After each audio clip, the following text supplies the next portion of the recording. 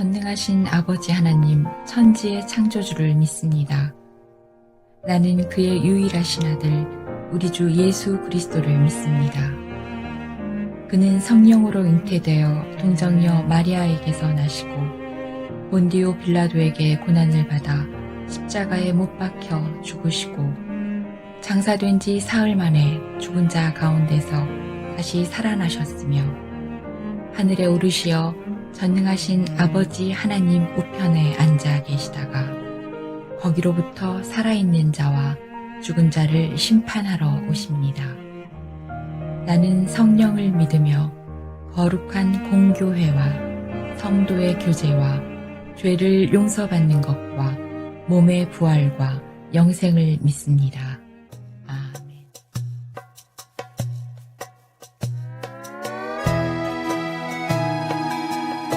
우리 찬양을 기뻐하시는 주님, 우리 찬양 가운데 거하시는 주님, 주님의 이름을 높여드립니다.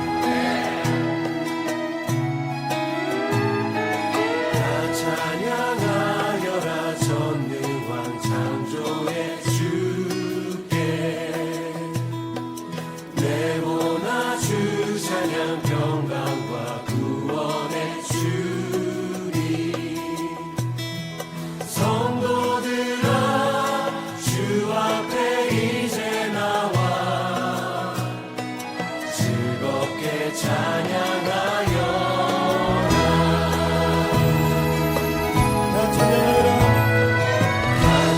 찬양하여라 놀라운 만유의 주께 포근한 날개 밑을 품어주시는 주님 성도들아 주님의 뜻 안에서 내 소원 다 이루리라 찬양해 내 영혼 기뻐하며 찬양해 우리 창조주께 찬양해 온 마음과 힘을 다해 만유의 주 우리 왕 찬양해 구원의 하나님께 찬양해 영광과 존귀는 찬양해 왕 되신 하나님께 기쁨으로 찬양해 다 찬양하여라 온몸과 마음을 바쳐 이 세상 만물이 주 앞에 다 나와 찬양 성도들아 기쁘게 소리 높여 영원히 찬양하여라 성도들아 기쁘게 소리 높여 영원히 찬양하여라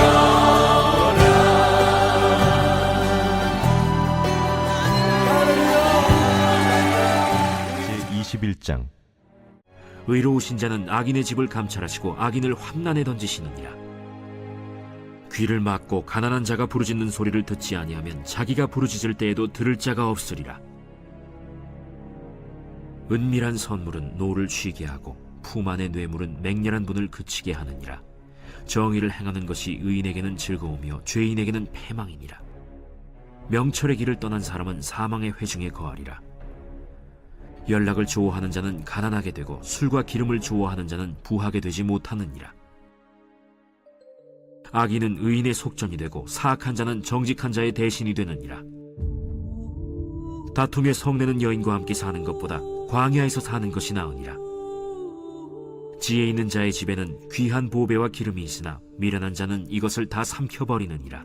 공의와 인자를 따라 구하는 자는 생명과 공의와 영광을 얻느니라. 지혜로운 자는 용사의 성에 올라가서 그 성이 의지하는 방벽을 허느니라. 입과 혀를 지키는 자는 자기의 영혼을 환난에서 보전하느니라. 하나님은 악인의 집을 감찰하시고 악인을 환난에 던지신다 말씀하셨습니다. 또한 어떤 사람이 귀를 막고 가난한 자가 부르짖는 소리를 듣지 않으면 그가 고통 중에 부르짖을 때 사람도 그 고통 소리를 듣지 않고 하나님도 듣지 않으신다. 13절에 말씀하십니다. 이 말씀은 우리에게 어떻게 다가옵니까? 우리가 기도 응답을 원하면 능력 있는 사람을 찾아 기도해달라, 안수해달라 하기보다 우리는 어떻게 해야 합니까? 하나님을 찾아 그리고 간절히 기도하면서 동시에 우리가 약자를 찾아 그의 소리를 들어주고 그를 살펴주어야 한다고 성경은 우리에게 전하고 있습니다. 개인적인 복만 추구하면 안 되겠지요? 나만 즐거운 것, 나만 좋은 것, 그것은 아니라는 것입니다. 불의하게 금메달을 따면 부끄러운 줄 알아야 하는 것, 그것이 바로 우리가 가져야 되는 마음가짐이라는 것입니다. 지켜보는 사람이 우습게 여기기 때문입니다.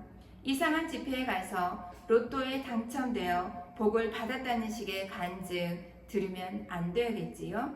어리석은 사람은 그런 간증을 듣고 똑같은 기복주의자가 되지만 지혜로운 사람은 그런 간증을 멀리 하게 됩니다.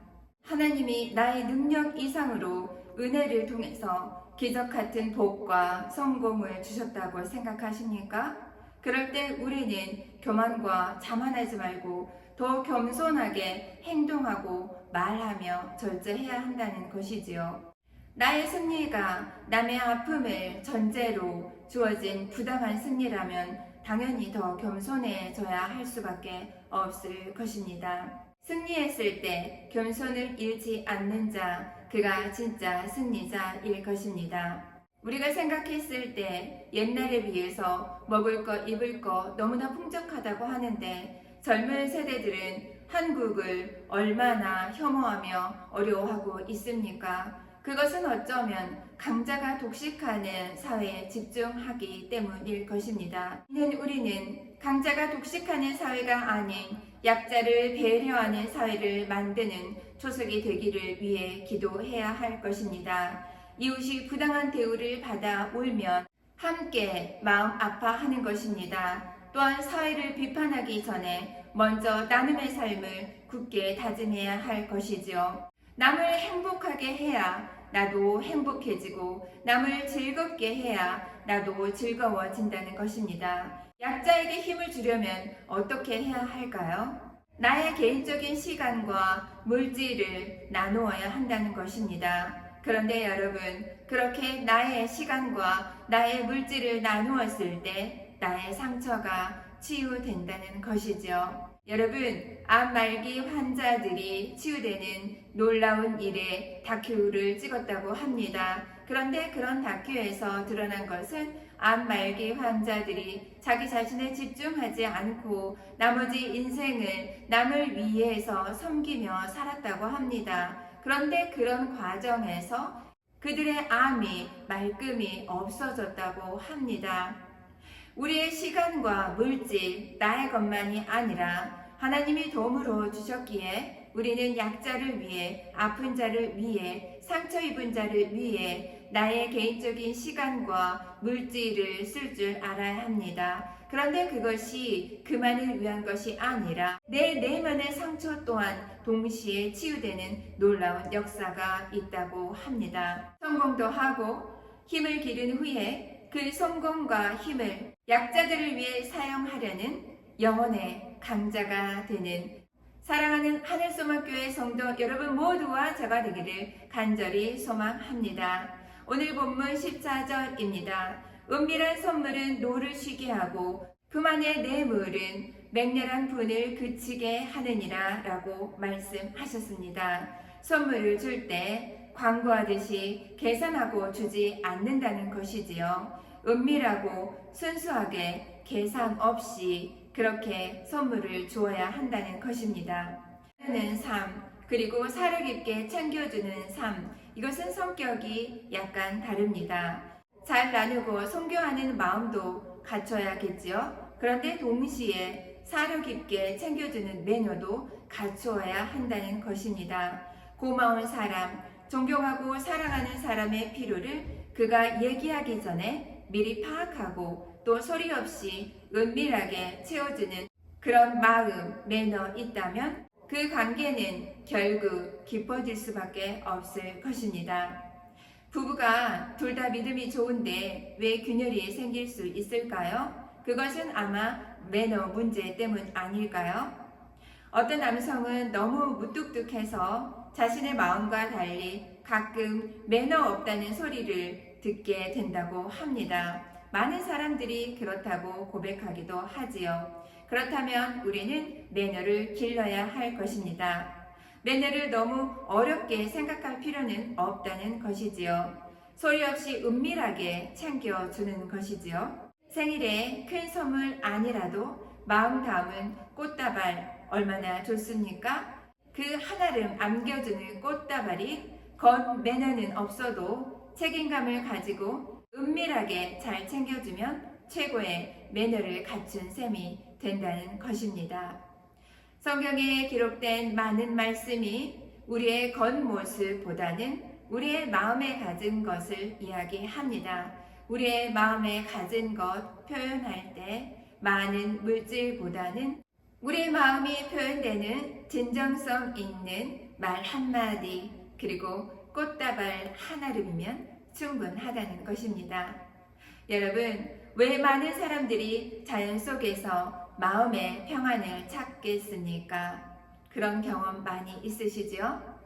복잡한 세상 속에서 사람들에게 치이면서 마음은 더욱더 답답해지고 아팠을 때가 많이 있습니다. 그리고 말을 하는데 서로 못 알아듣는다고 답답하다고 그리고 관계는 더욱더 악화될 수도 있습니다. 그러나 자연 속에서 우리의 마음이 평안해지며 내가 어디에 있는가 알아갈 때가 많이 있습니다. 자연 속에서 마음의 평안을 찾는 이유, 그것은 무엇일까요? 자연은 조용히, 아주 조용히 자신의 해야 할 일을 수행할 뿐입니다. 그런데 그런 자연스러운 자연의 이치에서 우리는 마음의 평안함을 찾게 됩니다. 그러면서 우리는 알게 됩니다. 좋은 일 있다고 너무 흥분할 필요도 없다는 것이지요. 또 마음이 너무 아픈 것, 그것 때문에 우리의 온 마음을 다 드러내서 내 고통과 분노를 다 폭발할 필요도 없다는 것입니다. 그러면 좋은 일이 있다고 해서 흥분할 필요도 없고 나쁜 일이 있다고 해서 그것 때문에 너무 자책하거나 슬퍼할 필요도 없다는 결론이 나게 되지요. 좋은 감정도 잘 절제할 줄 알아야 하듯이 나쁜 감정도 너무 몰입하여 슬퍼할 필요가 없다는 것입니다. 좋은 감정도 절제하고 나쁜 감정도 절제하여 소리 없이 맡은 일을 해내면서 모든 상처를 소리 없이 치유하는 자연처럼 우리의 상처도 서서히 치유된다는 것을 자연을 통해 경험하게 된다는 것입니다. 그렇다면 하나님이 우리의 마음밭을 보시며 얼마나 기뻐하실까요?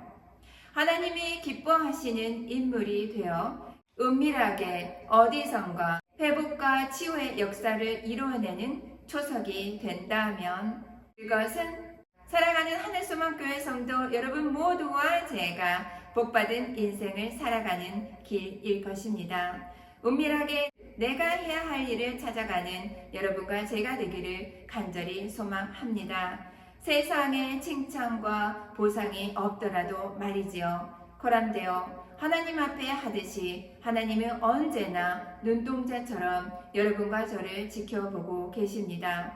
하나님이 더 기억하여 주시고 하나님이 더 칭찬해 주신다는 사실을 기억하는 사랑하는 하늘소망교회 성도 여러분 모두와 제가 되기를 간절히 소망합니다. 함께 기도합니다. 사랑과 은혜가 충만하신 하나님 아버지 감사합니다. 우리 모두는 자연 속에서 마음의 평안을 찾습니다. 조용히 자연을 바라보며 자연의 모습을 바라보며 좋은 일이 있다고 흥분할 필요도 없고 나쁜 일이 있다고 너무 슬퍼할 필요도 없다는 것을 자연을 통해 알아가게 됩니다. 따라서 우리 모두는 좋은 감정도 절제하고 나쁜 감정도 절제하여 우리의 상처를 서서히 치유할 수 있도록, 그래서 하나님이 기뻐하시는 인물이 될 수 있도록 도와주시옵소서. 사랑하는 하늘소망교회 되게 하여 주시옵소서. 담임 목사님 여기까지 강건하게 하여 주시고 세상에 칭찬과 보상이 없더라도 하나님이 기억하시며 칭찬해 주신다는 이 사실을 기억하며 영적인 성숙을 향해 나아가는 살아가는 한소망교회 되게 하여 주시옵소서. 사랑이 많으신 예수님 이름으로 감사히 기도합니다. 아멘.